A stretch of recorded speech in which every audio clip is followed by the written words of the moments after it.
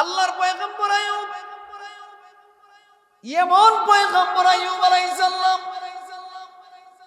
আল্লাহর প্রতি সব সময় আল্লাহর পয়গম্বর খুশি।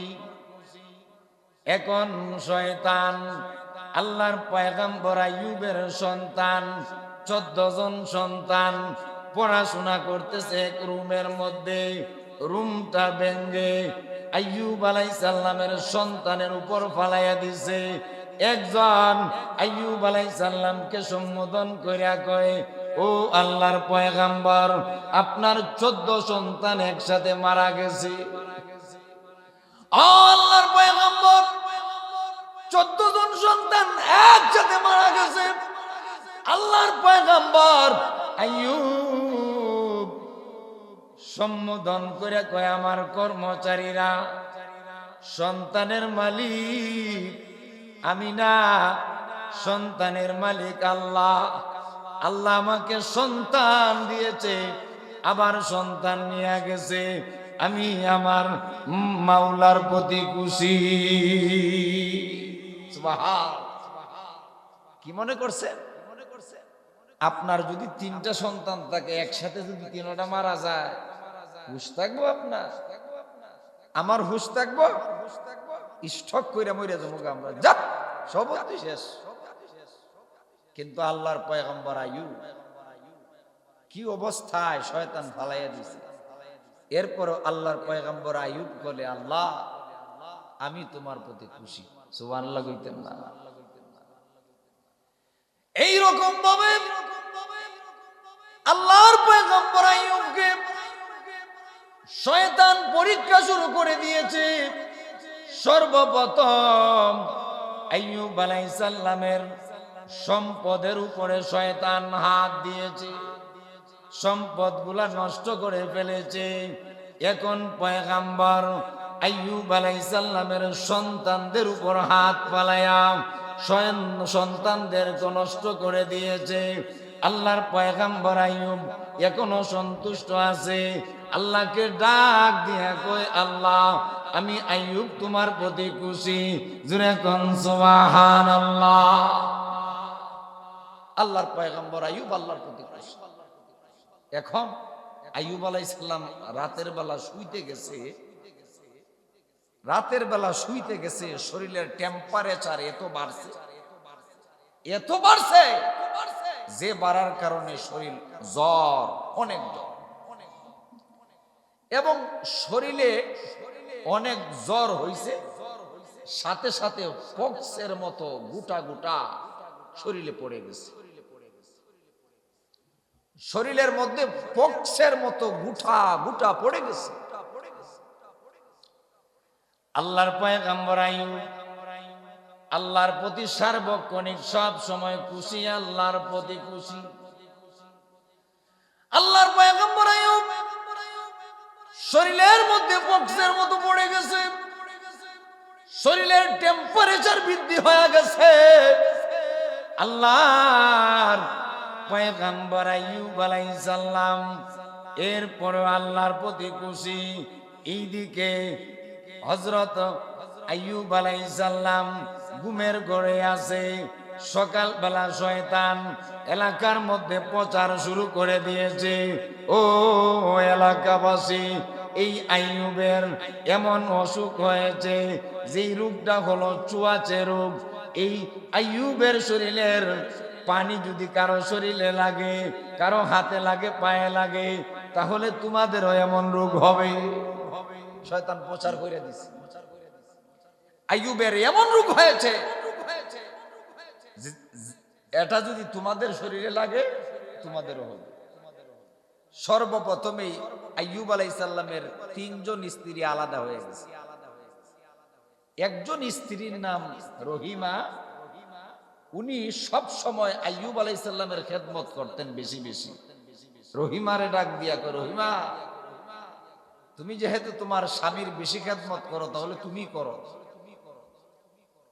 আমরা ডেক পাতিলা আলাদা করে লইলাম, আমরা আলাদা খাবো।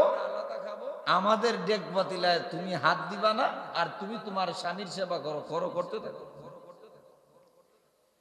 এই রকম ভাবে হযরত আইয়ুব আলাইহিস সালাম উনার তিনজন স্ত্রী আলাদা হয়ে গেছে। রহিমা আইয়ুব আলাইহিস সালামের খেদমত করে, আর তিনজন আলাদা হয়ে গেছে। কিছুদিন পরে এই তিন স্ত্রী পয়গম্বর আইয়ুবকে ফালাইয়া চলিয়া গেছে। পয়গম্বর আইয়ুব এখন রহিমাকে সম্বোধন কইরা কই, রহিমা তুমিও চলে যাও, আমি আমার মাওলার প্রতি খুশি, আমাকে আল্লাহর হাওলা করে চলে যাও, তুমি টাকার দরকার না। রহিমা ডাক দিয়া বলে, আ পয়গম্বর আইয়ুব, আমি কইলাম পয়গম্বর ইউসুফ আলাইহিস সালামের বংশধর, আমি আপনাকে রেখে চলে যাইতে পারবো না। সুসময়ে আমি আপনার পাশে ছিলাম, খারাপ সময় আপনার পাশে থাকবো, আপনাকে আমি ফালাইয়া যাইব না। আল্লাহর পয়গম্বর আইয়ুব আলাইহিস সালাম অসুস্থ, আস্তে আস্তে আস্তে আস্তে রোগ বৃদ্ধি হচ্ছে। এইদিকে শয়তান মানুষের কাছে প্রচার করিয়া দিছে পয়গম্বর আইয়ুবের চুয়াচে রোগ, যেই ব্যক্তি উনার পাশে যাবে তার শরীরের মধ্যে লেগে যাবে, হয়ে যাবে। এই যে 19 সালে করোনা গেল না, কি মনে করছেন? বুঝছেন নি কিছু? করোনা গেছে না, খালি যদি মানুষ শুনতো নরসিংদী বাহাদুরপুর করোনা আইছে, তাহলে আর এই পাশে আর কেউ আইতো না। কি গণ আসতো? আসে নাই। এখন শয়তান প্রচার করে দিছে যে এই আইয়ুব উনার হলো সুয়াসেরু, উনার পাশে যে আসবে তারই হবে। এখন কোন লোক ওই আইয়ুব আলাইহিস সালামের পাশে আসে? আল্লাহর পয়গম্বর আইয়ুব এই রকম ভাবে বসবাস করে। রহিমা আল্লাহর পয়গম্বর আইয়ুবের সাথে আছে। এলাকার মানুষেরা একত্রিত হইয়া রহিমার পাশে আসছে। ও রহিমা, তুমি তোমার স্বামীকে নিয়া এই এলাকা থেকে বের হইয়া যাইবা, সকাল বেলা যেন তোমাকে না পাই, যদি পাই তাহলে কিন্তু খবর আছে। হযরত আইয়ুব আলাইহিস সালাম আর রহিমা এই এলাকার মধ্যে বসবাস করে। এর পরের দিন আবার এলাকার মানুষ একত্রিত হইয়া রহিমার পাশে আসছে। ও রহিমা, যদি সকাল বেলা বাড়ি থেকে বের না হও তাহলে তোমাকে বেইজ্জত করব আর তোমার স্বামীকে হত্যা করে ফেলবো। এখন রহিমা আল্লাহর পয়গম্বর আইয়ুব আলাইহিস সালামকে নিয়া একটা চাদরের মধ্যে আল্লাহর পয়গম্বর আইয়ুবকে উঠালেন। উঠায়া রহিমা পিছে নিয়া আল্লাহর পয়গম্বরকে নিয়া অন্য এলাকায় চলে গেছে। আল্লাহর পয়গম্বর আইয়ুব রহিমা পয়গম্বরকে নিয়া অন্য এলাকার মধ্যে চলে গেছে।